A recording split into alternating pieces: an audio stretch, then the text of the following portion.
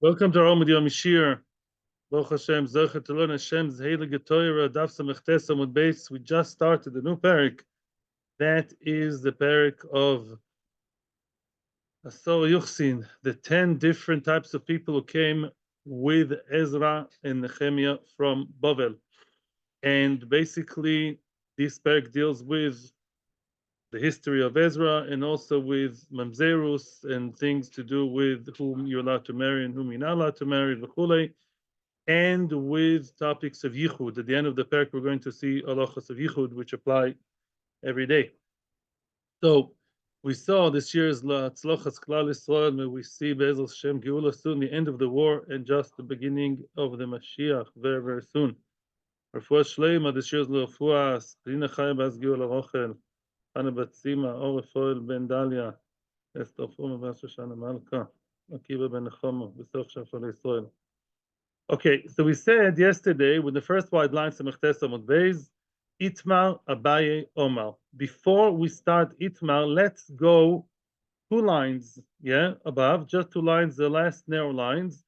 Damar Ablozo, Le'olo Ezra Mibovel, Ad Shasok Kisolis Nekia Ve'olo.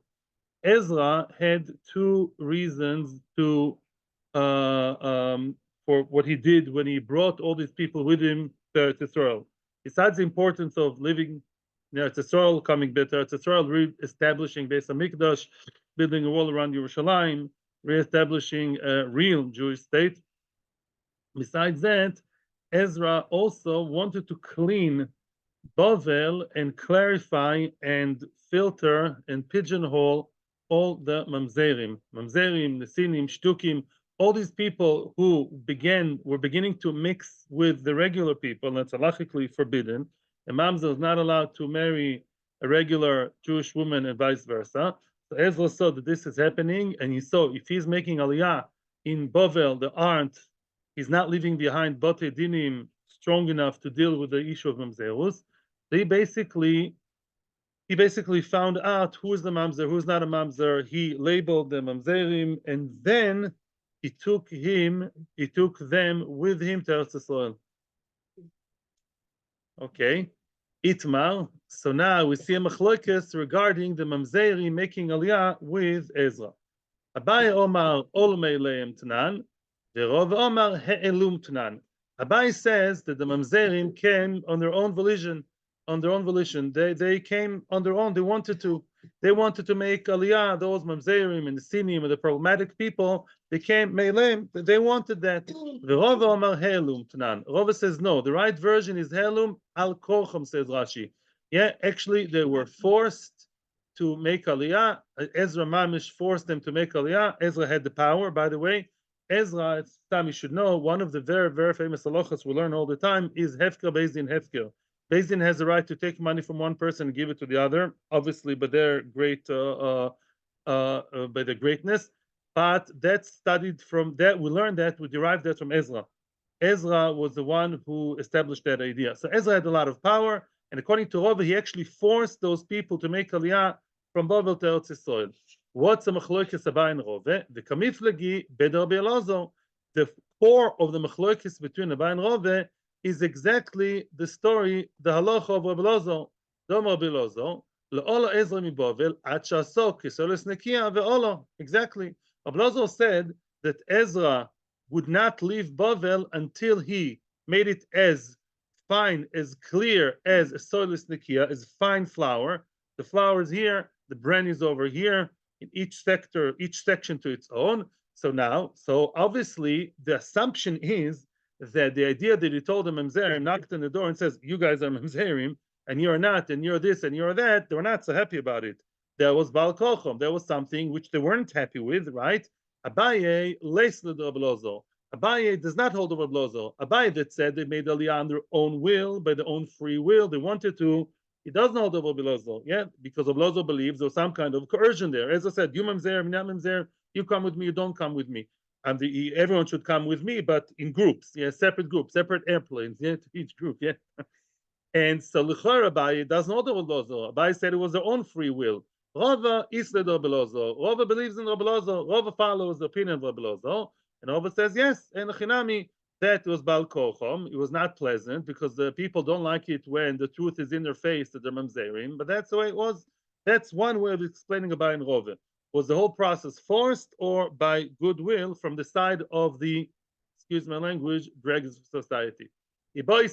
Another explanation regarding Abaye and Rove, whether it was free will aliyah or coerced aliyah, the kula alma isludo belozo. Everyone holds of Rabbi Lozo. Both Abaye and Rove believe Rabbi Lozo is right that by doing what? Rabbi Lozo says that Ezra forced the mamzerim to realize, to recognize that they're mamzerim. That's not pleasant. Now, wait a second. He went to a city in Bovel, I don't know, Nardo, Surah, and he told them, you guys are mamzerim, you're not. He found out, that's all. That has nothing to do with Aliyah. He forced them, he made them realize, you're mamzerim, you're not mamzerim, you're nesunim, you're shtikim, you're shtukim. So you know what's a machlokas Abaye and Rove? That's a different story. That's a machlokas Abaye and Rove. Oh, according to Abaye, he separated them, said, you're mamzerim, you're nesinim, you're shtukim. They, by themselves, automatically, they wanted to make aliyah by themselves. Why? Says Rashi clearly, in other words, lo yakiru bahem. They didn't want people to know that they're mamzerim. In other words, if you're labeled as a mamzer, the first thing you want to do is move house, move to a different city. So where did they move? The Eretz Yisrael, with the whole chevra. They wanted to. They wanted not to stay with that label in that place. They said, okay, we'll move to Eretz Yisrael where things hopefully will be better. The other one, Rove holds, no, they didn't want to go. Okay, we're mamzerim. So what? He labeled them mamzerim, and also he forced them to come with him to go up to Eretz Yisrael. By the way, we spoke yesterday about the fact that Eretz Yisrael is higher than all other lands, right? Is the highest of all lands. What does that mean? So we ask, is it geographic? Is it spiritual? The Maharsha says that the world is round. And because the world is round, Eretz Yisrael is like the center of the world. So we have to understand what's the middle of a circle. So the pshat is, because the world, I think, the world was created, that's a base of Mikdash is also higher than the rest of the land. The earth was created from one place and then it expanded.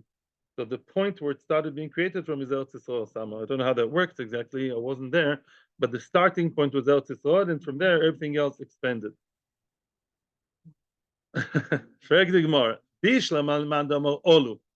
According to the one that says that they went up by their own free will, by their own volition, I knew the Omar of Yudah, Omar Shmuel makes sense. The following statement makes sense.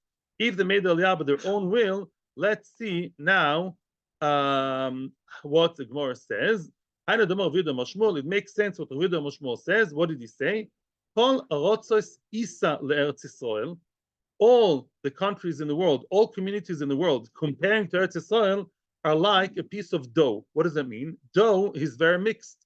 Says Rashi, in dough you can put flour, water, salt, bran, shman, whatever. Nowadays you put food coloring, cherries. You can put a lot of things in dough, and it's very, very hard to separate them. Yeah, maybe the cherries you can. It's very, very hard to separate. Once it's dough, you can't separate already the flour from the water. Yeah. So all different countries in the world, comparing to Eretz Yisrael, they're mixed up, meaning there's mamzerim mixed up within us, and we don't know. If you live outside Eretz Yisrael. However, surprise, surprise, the Eretz Yisrael is a lebovel. Wow, Eretz Yisrael, with all the care that Ezra took, Eretz Yisrael is still more mixed up than Bovel. That's very interesting. Why? The whole idea of Ezra was to separate them and set up Botidinim in Eretz Yisrael. We're going to discuss that, but generally speaking, Rashi is hinting something makes a lot of sense. In Bovel, there were no mamzerim left bechlal. He cleansed Bovel from mamzerim. They moved to Eretz Yisrael. In Eretz Yisrael, they were under the control of Beis Din to see who's who. So obviously, with all the control of Beis Din, it's still hard to manage. But Shekin in Bovel, there weren't any mamzerim. He cleared it from mamzerim. Maybe there's so much tzliach in Torah because of that. Yeah. So Lamaisa, very interesting the statement.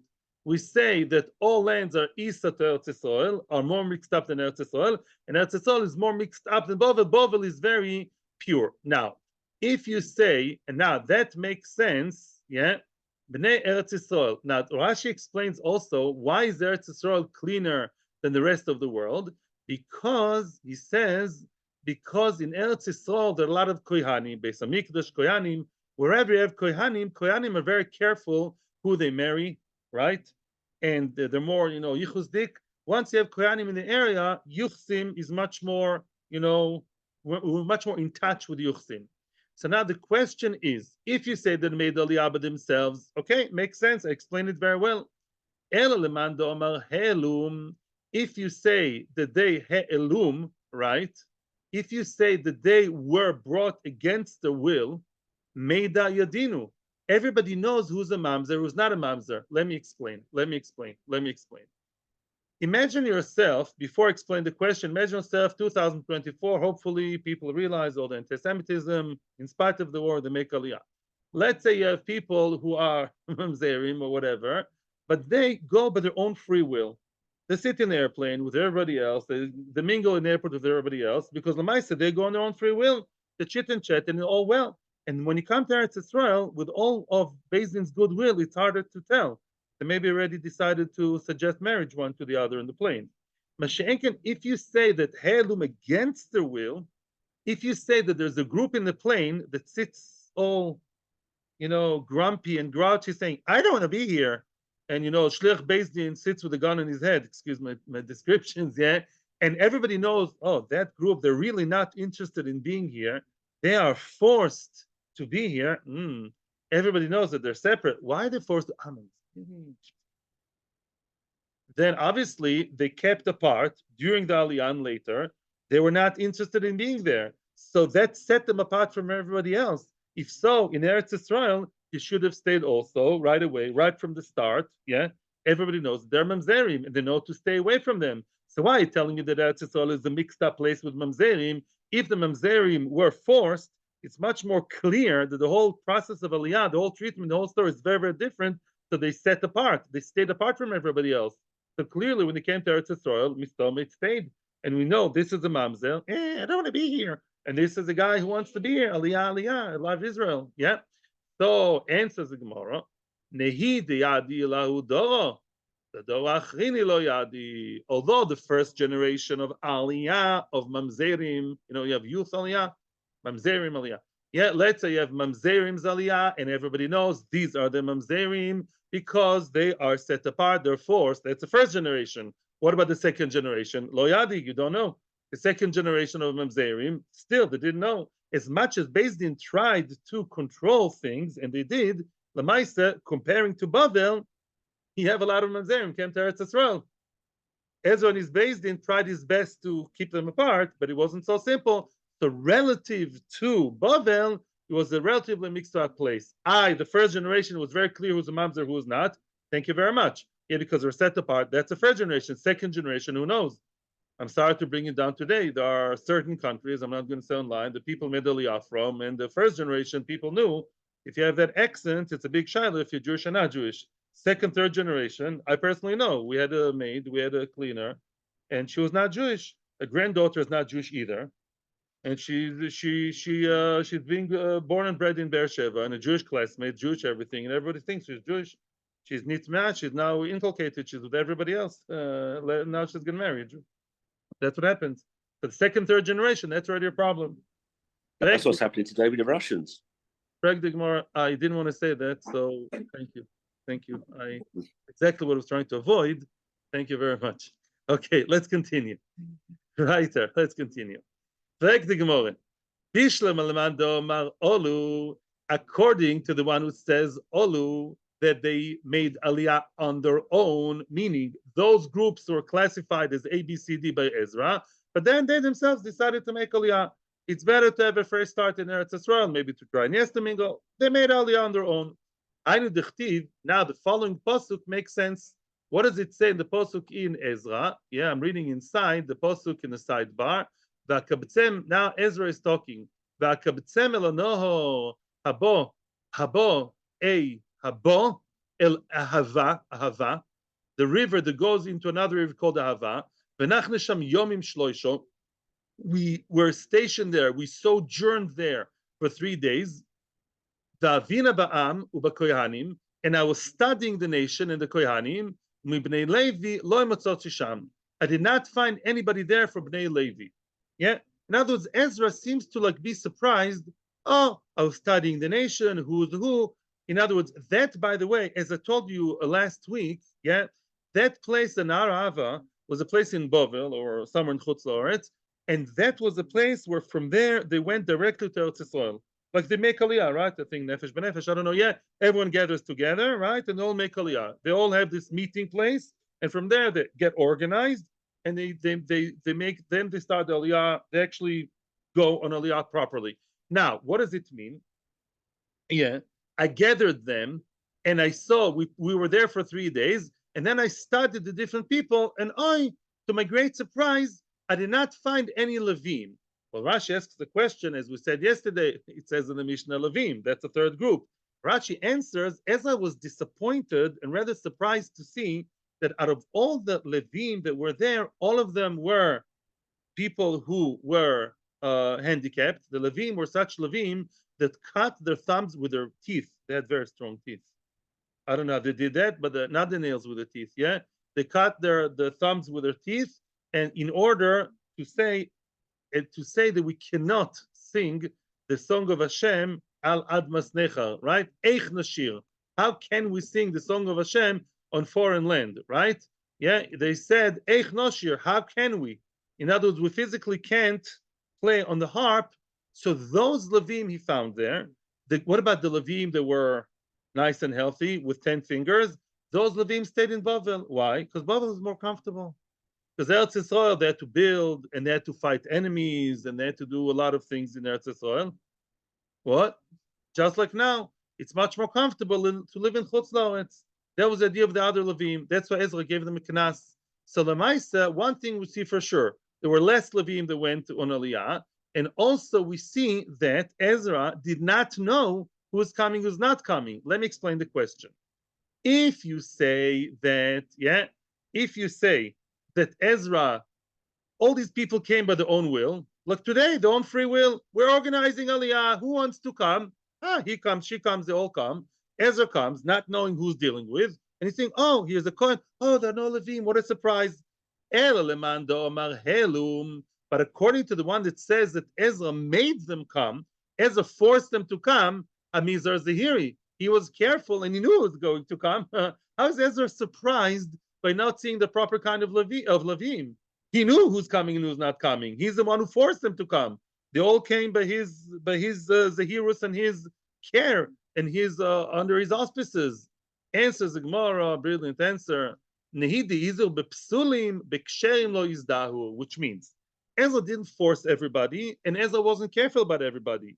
Ezra's idea of following closely certain groups were which one? The treifa ones, the psulim, the disqualified ones, like the mamzerim and ko and the nesinim and those. Ezra made sure, oh, he's forced, he's coming, and I know he's a mamzer and he's a this and he's that. He was careful, but the ksherim, the good ones, the regular kosher ones, Levim, Kohanim, Israelim, he wasn't careful because whoever wants to come can come. B'vakasha, let them come on their own free will, and they did. And therefore, when it came to the internal questions by the Levim, Ezra didn't know because the Levim came by themselves. There's no reason to force Levim to come. Them out of here. Get out of here right now because I don't want you to mix with others. Levim, okay, whoever wants to come, great, better, happy camper. Mainly, he didn't know who the Levim were, and he was surprised to see that the Levim that came were Dafka, the ones unable to play the instruments in Beis HaMikdash. I just heard last week, at Talmud Chacham I met for something.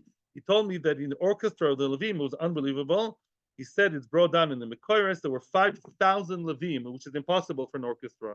Modern orchestra is maybe, I don't know, 200, I don't know, but 5,000 people is it's impossible to control with one conductor, and they managed. It was such a Heladic thing. They managed to have such a big orchestra.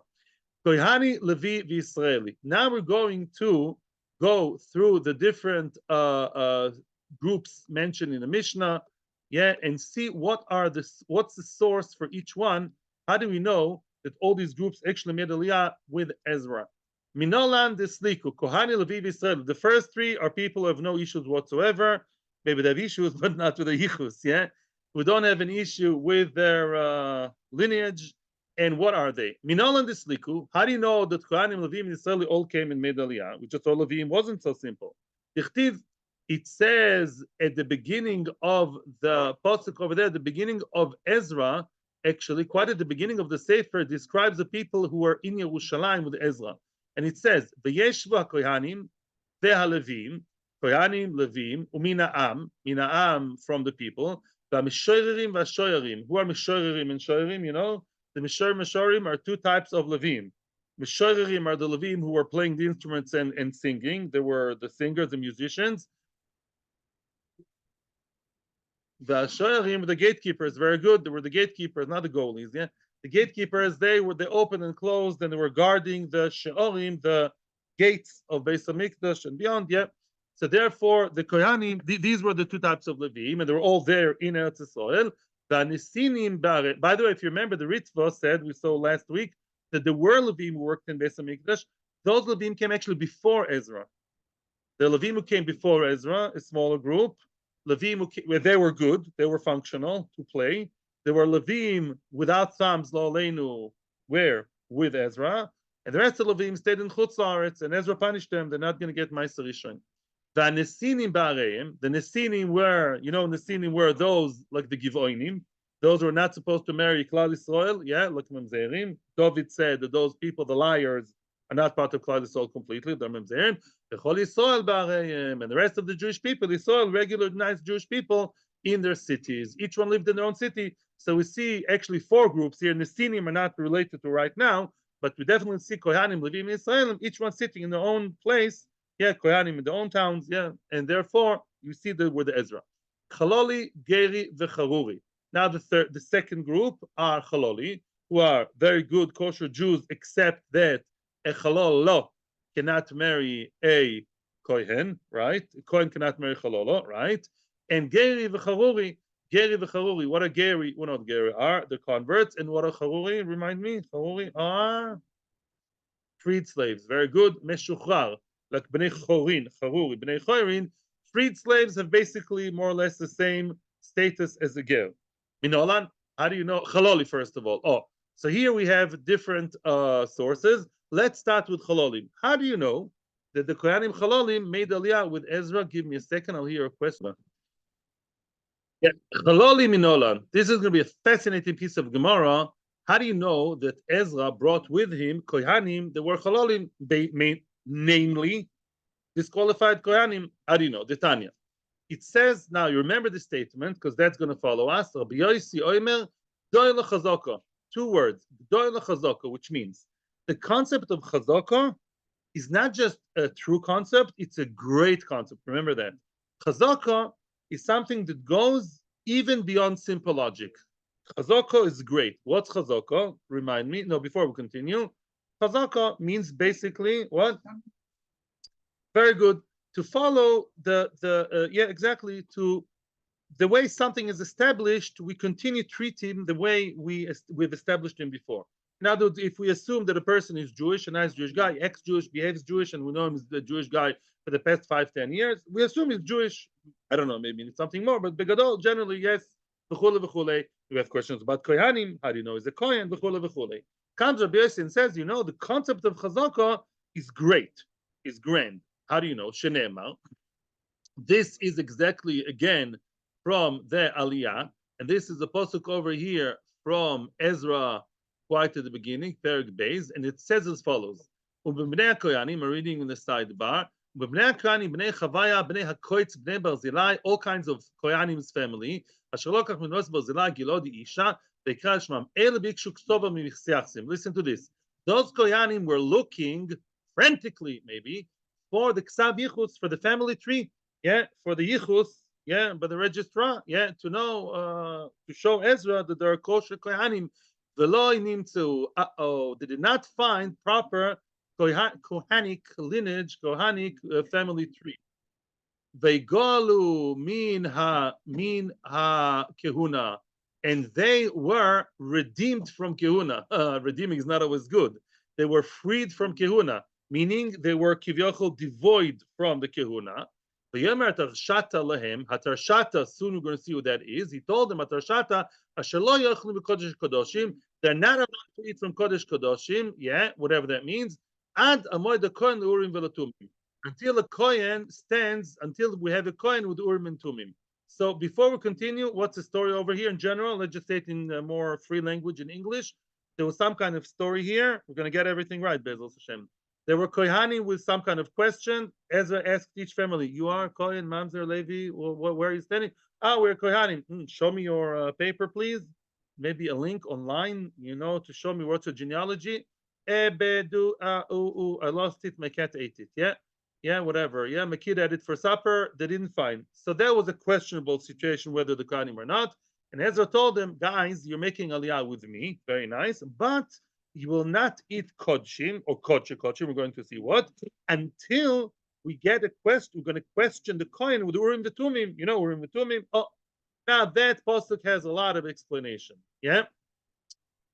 Okay. Vayomer atarshata lehem. Yeah. Omar lohem. I'm now in the Gemara. I read the pasuk inside. V'omar lehem. He told them. The line starts with the word bechizkatchem. You people remain with your chazaka. I'm not sure whether you're kohanim, not kohanim.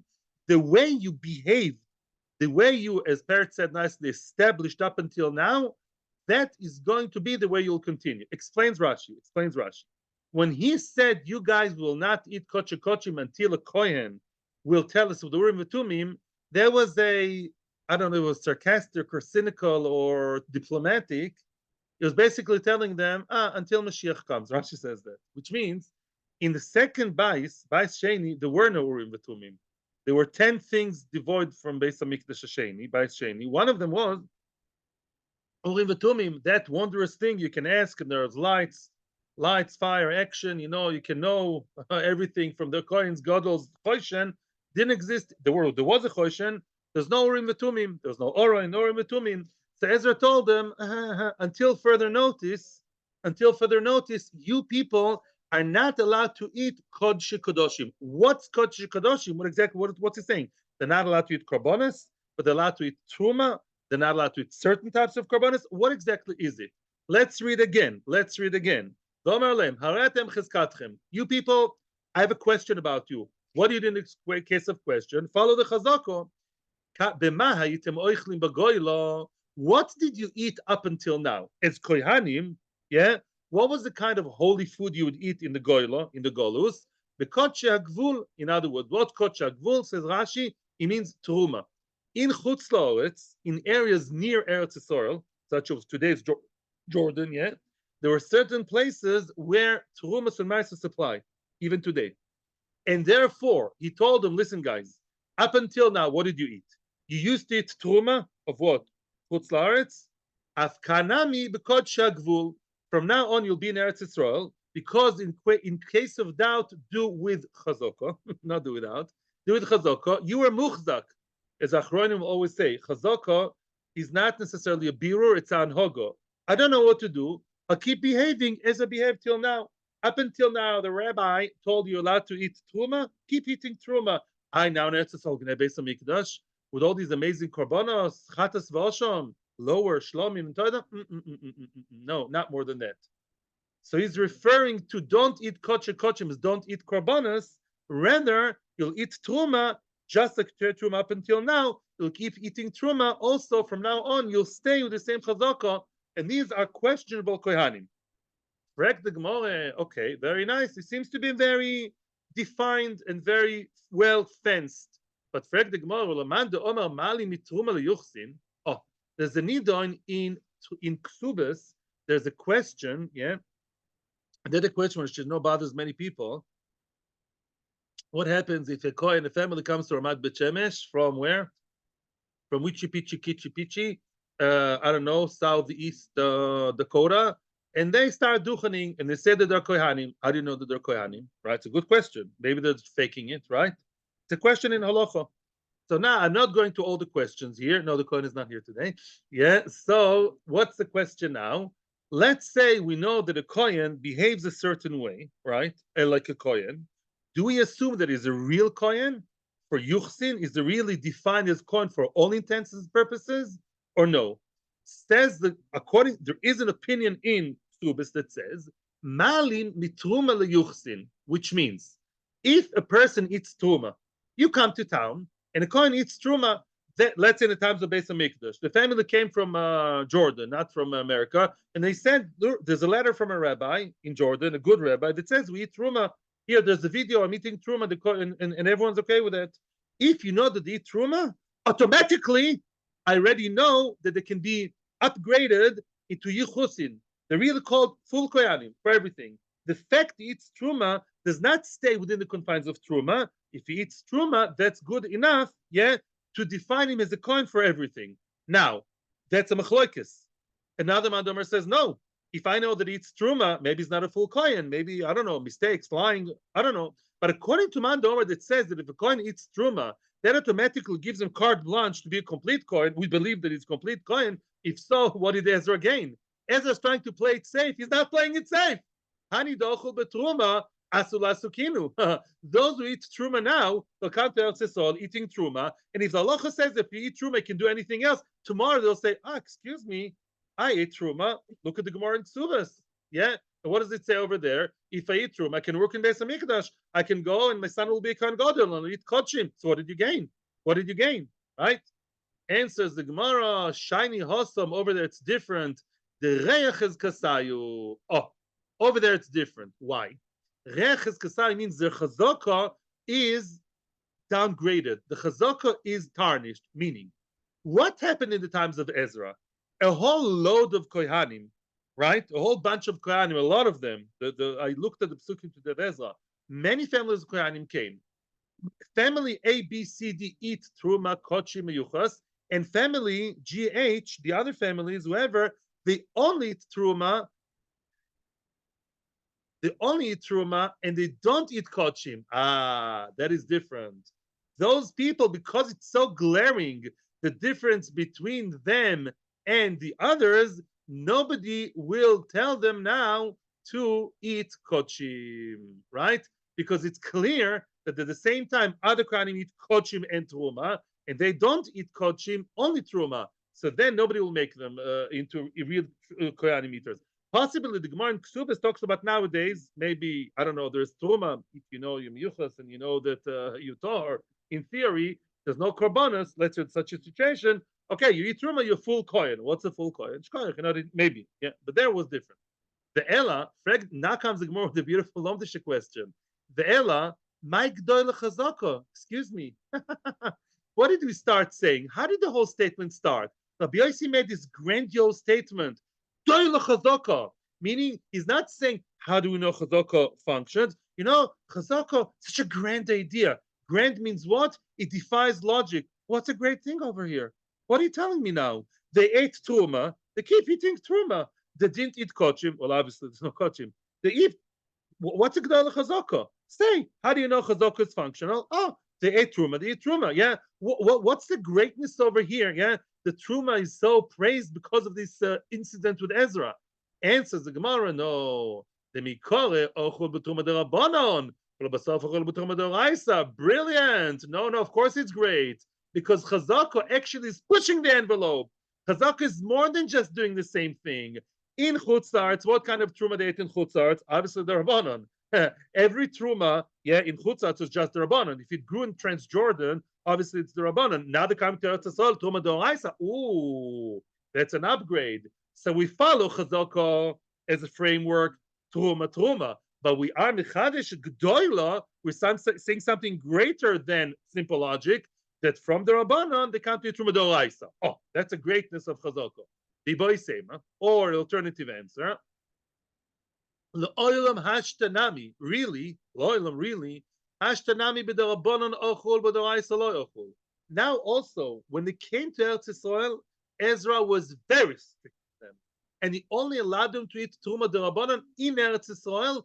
They would not eat truma d'oraisa in Eretz Yisrael. How could that be? Now, yes, in Eretz Yisrael, Papa, above Metzia, and many other places we saw that. When do we have truma? What kind of truma is the rice? What kind of truma is the rabbanon? Even in Eretz Yisrael, Rishonim, according to Rashi, Tosfos and many Rishonim, only three types, only three species are considered as the oraisa. mentioned many times in the Torah. Dogon, tirosh, veitzor, grains, 5 grains. Tirosh, which is grapes and derivatives, and olives. Other fruit, papaya, mango, let alone vegetables, are all the Rabbanon. The Rambam, Maimonides, holds that all fruit are Doraisa and all vegetables are Rabbanon. And legumes, I don't remember. Yeah. And the Raavad, you remember we saw the fair special Raavad in the room brought down in the Ritva somewhere, brought from someone else. That's one sheet, the Shita Siochid, it says Shiva Saminim. You know the 7 species of Israel? So they are the Raisa. In any event, the Gemara says over here that Ezra was very particular. And really, just like in Chutz La'aretz, all Trumas are Rabbanon, and that's all they ate. They lived there. In Eretz Yisrael, they'll keep that limitation, and they would only eat Truma in Eretz Yisrael of vegetables, maybe according to Rashi, other fruit, but not the Truma D'Oraisa. And we keep close, tabs on that. And really, the Chimaskin and Mitruma LeYuchsin, we saw that from Truma to Yuchsin, we had an issue. Remember, if they eat Truma, tomorrow they're going to eat Kochim. No. Midoraisa. Rabbanon, no meskinan. Very good. That's a solution. If a coin only eats Truma the Rabbanon, he goes to the Truma store. There's no Truma store. He goes and he receives Truma from where? And he says, no, only fruit, vegetable, not Dogon Tirish Veitza. You're a coin who doesn't eat Truma Doraisa, we're not going to let you eat Kochim or be a real coin. Ihochi, of course, comes the question, Ma'igdol Chazaka. So what's the greatness of Chazaka? That is exactly the same question. What's the big deal? What's the big chiddush of Chazaka? If you're telling me that in Chutz La'aretz they Truma D'Rabbanon, in Eretz Yisrael only Truma D'Rabbanon. So again, we're not making it greater and grander. We're just making it the same. It's stationary. It's the same. So what's the greatness over here? Answers the Gemara. The Meikaro originally in Chutz La'aretz leka lemigzar mishum Truma D'Oraisa. Very, very good. In Chutz La'aretz, the real Kohanim, the real good Kohanim, and the questionable Kohanim, both of them, what about them? They both ate Truma D'Rabbanon. There was no Truma D'Oraisa. So the Kohen who eats Truma D'Rabbanon will never come to eat Truma D'Oraisa because there are no Trumas D'Oraisa around there. Go to Walmart, you go to Safeway, you go to wherever you want, there's no Truma D'Oraisa. Lebasoif, but when they came to Eretz Yisrael at the end, Afal of the Ikal, Migzom Shumutum D'Oraisa, that's the Chiddush. Although when they come to Eretz Yisrael, one would argue and say, excuse me, Ezra and Nehemiah, I'm not arguing with you, but how can you do that? Why do you allow Mr. So, maybe so, Kohen to eat vegetables and papayas and mangoes and bananas? L'choira, he's going to come to eat tomorrow. The Truma of Eretz Yisrael D'Oraisa. He's in Eretz Yisrael. And everybody else does. The Chiddush is, we're not making that Gzeira. And that's G'dor L'Chazoko. Chazoko is greater than creating Gzeiros against the Chazoko. That's the greatness over here. Now, by the way, let's pause here. There's a question coming now. They were the Sofek Chalolim. They were the Chalolim. In other words, when a Kohen claims I'm a Kohen and he doesn't find proper Yichus, either is a fraudster or mistaken or is a Chalal. He didn't find the Yichus because he doesn't have such great Yichus. Because what is he going to say in his book of Yichus? Father Kohen, Mami Grusha. That's not nice to show Ezra, right? That's not the kind of yichus I want to show everybody in Shidduchim, or definitely not that this big Rabbi Ezra was making us make Aliyah. And therefore, those people were chalolim, or according to some Rishonim, Sofek chalolim. But Sofek chalol is like a chalol. Yeah, and therefore, here you see that chalolim came with him. Now, frag the Gemara question, B'derabonon ochul, b'doraisa loy ochul. Are you sure that they only ate Truma D'Rabbanon and they did not eat the Truma D'Oraisa? They only ate fruit and vegetables except for, and they did not eat Dogon Tirosh V'Yitzar? Is that so? Are you sure? I'll prove you otherwise. Look what it says. What are the words? What are the words that the Pasuk is using? Yevaksiv. It says, oh, I'm sorry, guys. Oh, I owe you one. I did not tell you who's at Atar Shasa. Who's that man? Atar Shasa. I keep calling him Nehemiah. Who told me it's Nehemiah? Says Rashi and many Rishonim, Atar Shasa is Nehemiah. Why is Atar Shasa called Nehemiah? So that's Rashi brings down from Yerushalmi. I remember once he gave Shiur on that, part of Shiur that he gave once. Basically, Atar Shasa, there was Nehemiah, Atar Shasa. It says Mufurish in the pasuk there. I saw it today. The pasuk says he was the wine servant, how do you call it? The connoisseur, the wine, and therefore had to be his wine taster. The king, like many kings, was scared of being poisoned. Yelakim Iljung and many others, yeah, right? And basically, the Nehemiah's job was to drink the wine before the king, to taste the wine before the king would have tasted it. Yei Nesech, there's a big question, when did the Gzer of Yei Nesech start? It sounds like it started way later, right? With the times of Shammah and Hillel. But the Maisa, there was some kind of Gzera. Some people were machmir themselves to have the Gzera already at the time of Nehemiah. Hatar Shoso Heter Shoso. He was allowed, he got a special permission from Chachomim, from Chazal, to drink the wine, even though already there was some kind of Gzera on the wine of Goyim. Nehemiah had special permission, special dispensation to drink Goyish wine as part of his job. Some say it was the Oraisa, but then it's a problem with Pikuach Nefesh. If it was really an Avodah Zarah, there's a discussion about it. I'm aware of it. But Lemaisa, Atarshosa was Nehemiah, the one who's allowed to drink. So now Nehemiah is saying goodbye to the king. It says Nehemiah was very, very scared to approach the king. It was Darius, as you called him, Daryavish. Nehemiah came to him and he was very concerned, and the king allowed him to go to Eretz Israel. There were people who spoke in his wheels, not to make Aliyah, not to build the walls around Yerushalayim, and Nehemiah managed. Yeah, so Nehemiah was a Tarshosa. Now, what did the Tarshosa tell those questionable Kohanim? They should not eat from Kodesh Kodoshim, meaning Korbanos. We all know Kodesh Kodoshim means the Choshev Korbanos. Osham, Chatos, Kodshim may mean what? Okay, Shlomim. But Kodesh Kodoshim they don't eat. The Gemara is now inferring from that the Kodesh Kodoshim with the lo yechal. Korbanos they're not supposed to eat. Hakol midi nechul. Mashma, that is to say that kol midi, anything else below that they're allowed to eat. What's below kochim? Truma, always. So the choira, yes, true. But if all the more so they're allowed to eat. Here we lump them together, and I have an issue with that too. Very nice. But lemaisa, the Gemara is going to answer soon. But first, you're right. Surely truma they're allowed to eat. If kochim they're limited.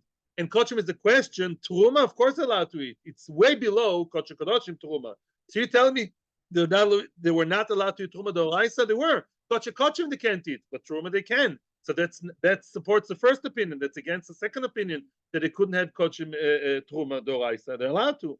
Answers the Gemara. Now that's going to answer all the questions. Achika Omar. This is what the pasuk means to say. He doesn't mean kodesh kodoshim. He means kodesh kodoshim separately. This is what Nehemiah was telling them. Nehemiah Tarshosa.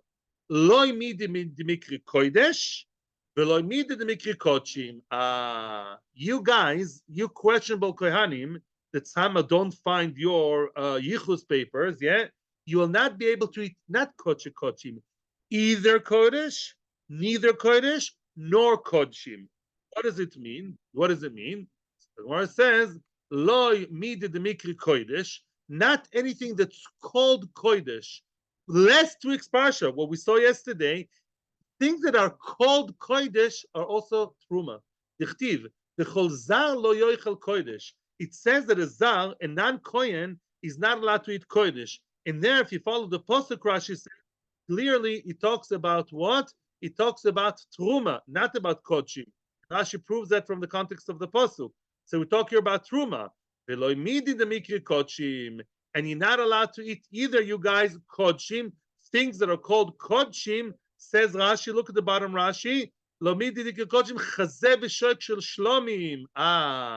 Even the kodshim kalim are called kodshim, and those you're not allowed to eat.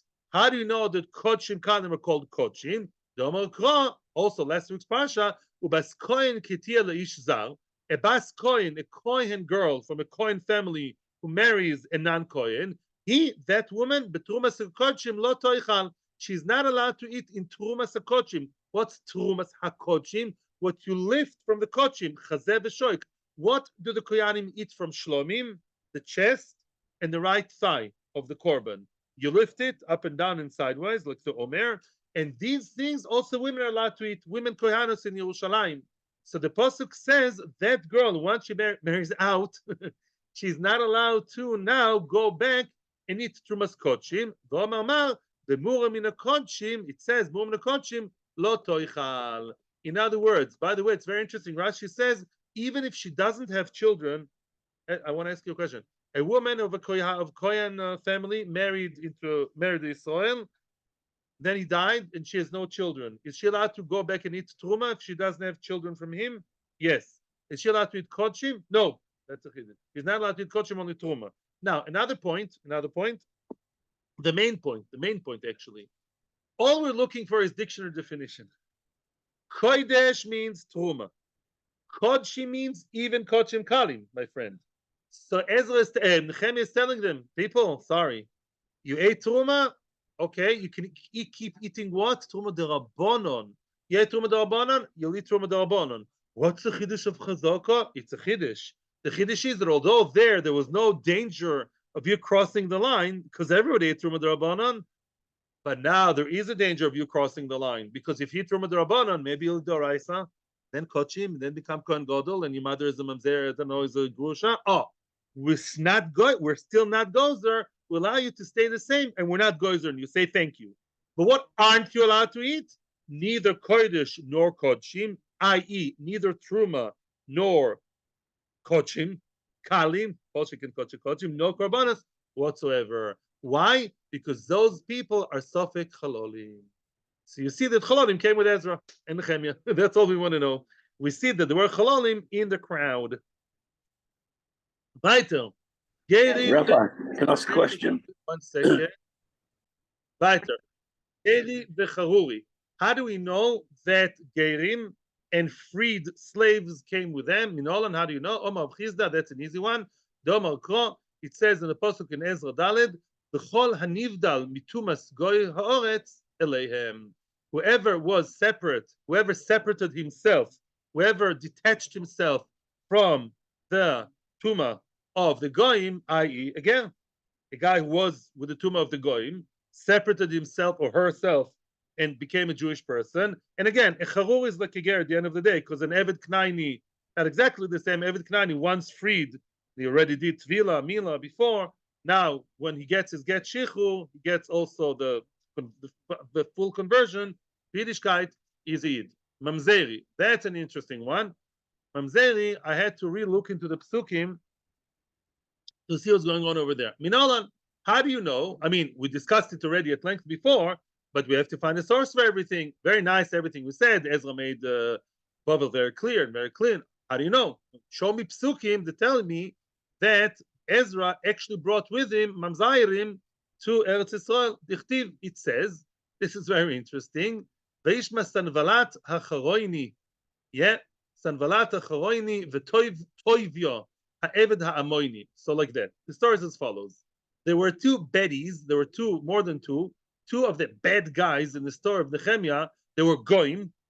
One of them was called Sanvalat. Sanvalat was a very common name, but Sanvalat is like Tim McKenzie. Sanvalat the Charoini from Charon, and Toivia, which is an Eved Knaini, they were very, very much against. They were in Eretz Yisrael at some point, funnily enough, yeah, and they were Goyim, or so we think now, Charoini, yeah, and they married Jewish women, yeah, and they were hell bent against the Aliyah, and they were trying to basically. There were big troublemakers trying to put spoke in the wheels of the building process and snitch about them to the king. V'chule. They did everything possible. There were like some left-wing parties nowadays, right-wing parties. The kids are, nothing changes. They were in Eretz Yisrael trying to stop the Kedusha from being built. So Veishma Sanbalat Charoini v'Tovi Eved Amoini. They heard the Jewish people are coming back from Bavel. And they were very, very upset. The Jewish people are trying to settle back to Eretz Yisrael and do what? And build. But funnily enough, they came. They came to Eretz Yisrael like secular Zionists. They came to Eretz Yisrael, but were very much against the Beis HaMikdash being built. They came from Bavel, but they were very much against, don't make this a frum place. Kibbutz, Echal Tarbut, opera. Yeah, but we don't know frumkeit. We just want to live in Eretz Yisrael stam for the fun of it. Uksiv, and it says, Ki rabim beYehuda ba'alei shvu aloi. There was a problem. A lot of people in Yehuda had close ties with this guy, with Toivia, the Eved Amoini. Yeah, I don't know. It's Baal Shvua. I don't know. They had to swear to him. They had trust with him. I'm not 100% sure what that means. I haven't found the real shot, but they were in close touch with him. Why was that? Why was he so buddy with the Jews? He was a goy. So why was he really so buddy with them? He chasanhu leShechania ben Arach. He was a son-in-law of a Jew. He had a Jewish father-in-law called Shechania ben Arach. The Yochanan Bnoi, Yochanan, his son, Lokachas bes Meshulam ben Brachia, the son of that goy and Jewish woman, also married another Jewish girl. Leave the second generation, but the first generation is a goy and a Jewish woman, and they had children. No, so you would say that what? They're Jews. What's the problem? No. Kasoval, Nehemiah holds, or our Mishnah holds, Oived Kechovim the Eved Abal Bas Yisrael Vlad Mamzer. Remember, there's such a shita. If an Oived Kechovim or Eved have relations with a Jewish girl, the child is a Mamzer. Oh, and that's, you see, there were Mamzerim. He was a Mamzer, he was a real Mamzer. He was a piece of work. And this guy, who? This Toivia Eved Amoini, he married a Jewish girl. Now the children are Mamzerim. And they came with them from Babel to Eretz Yisrael. Here they are. You see them first a pasuk. Greg the Gemara, hold it. I don't believe it. Hani chalamandom of Vlad Mamzer. That's okay, according to the one who says of Vlad Mamzer, because you always follow any psul. Then you're right. The children of Mamzerim, of the goy and the Jewess. El alamandom of Vlad kosher, the one who says that the Vlad is the kosher Vlad, as is a halacha we know today. A goy and a Jewish woman, the Vlad is kosher. Michael Meimar, how do you explain? According to that, there is no source for them for Mamzerim coming. They're not Mamzerim. They were Jews with a father who was an anti-Semite and a goy, and he made Aliyah with them. See under today. Vetu, and another question, how do you know that he had children? Well, he had one child, but how do you know they had grandchildren? Maybe they didn't have children. In other words, you think Mamzerim, the whole thing. Yeah, there was just Tim Toivia and his son-in-law, Yochanan. Thank you, that's all. How do you know that they had all lineage? Mamzerim, maybe they're two people. Vetu. And also, here comes what you said about Igdalia. Now we're going to see what you said. Another question. How do you know that they were here? Meaning, the Gemara is talking in Bavel. How do you know they were here in Bavel and they made Aliyah? Dil mahosam havu. Maybe those pieces of work came, and they were already in Eretz Yisrael before. Says Rashi, in the times of Gedalia, maybe those Shchenya Meshulam, they married those girls, those women, in Eretz Yisrael. Maybe they were some of the small group of Jews who stayed in Eretz Yisrael. They were not Jewish. They married Jewish girls, and they were going in Eretz Yisrael. We're talking about Aliyah. Some Jews were in Eretz Yisrael, and when Ezra came, he met the locals. So therefore, you don't have a source for your whole idea that Mamzerim, how do you know about a whole group? Maybe one, maybe not even that. Maybe it's not a Mamzer. It's a regular person, a goy and a Jewish woman. Therefore, we have to find another source. The Eile, we're going to see now all kinds of towns in Bavel that are mentioned, and each town is alluding to another type of psul. The Eile ha'oili mitel melach. There were people who came from a place called Tel Melach, Tel Charsha, another place, Kruv Adun. Kruv Adun. That's the third place. The Emar, in a place called Emar.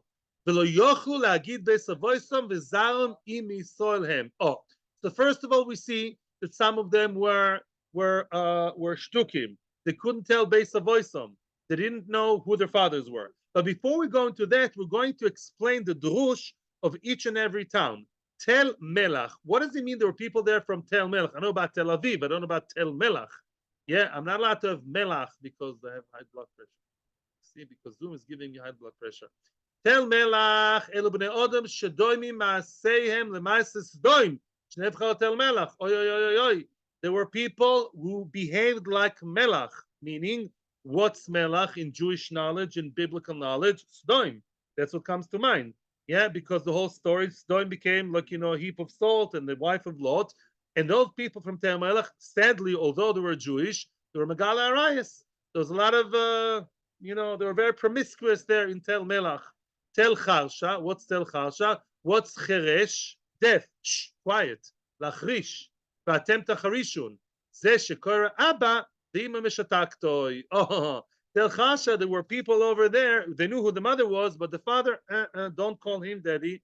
V'lo yochlu lagid beis avosav. And Zalmim Yisraelhem, the third category, they didn't know B'chlal, father, mother, im Yisraelhem, zeu asufi shenesaf min hashuk. Yeah, that's an asufi. They had no idea. Mother, father, a Jewish family collected them, so to speak, gathered them from the street. Who was a kid? They have no idea. It's a sofik b'chlal mamzer. Kruv adon. Yeah, you have. Let's quickly continue. Yeah, you have time. Kruv adon v'omar ve'emar. What does it mean? Kruv adon ve'emar. Omar bi'abo. Omar adon. Hashem, the master, said, Ani amarti Yisrael lefanai chashuvim kekruv. Kruv is not cabbage. Kruv is a malach, like the kruvim in the Beis Hamikdash. I wanted Bnei Yisrael to be as holy and pure, like the kruvim, like the cherubs, like the kruvim, the malachim. Them samatzmam kenamer. They behave like a tiger. Tiger apparently is not very loyal to his wife. Yeah, they're not so loyal to each other, the tiger and the tigress. Yeah, and they behave like animals. They're not being loyal to the spouses. Some say Omar Biabau, Omar Adoin. That's the more positive way to finish off. The master Hashem said, although they behave like nemerim, they behave like animals, and chashuvim lofanai kikruv. Wow, I still consider them as if they were malachim. I still love them even though they sin. So tomorrow we're holding in Omar Abba Bar Bar Chana. Shkoyach. Thank you. Such a fascinating parak. Lachu bracha, may you all make aliyah. Everybody watches me should make aliyah. Yes, Torah anytime and YouTube. That's lacha uvracha. Only kosher Jews. Thank you. That's lacha uvracha.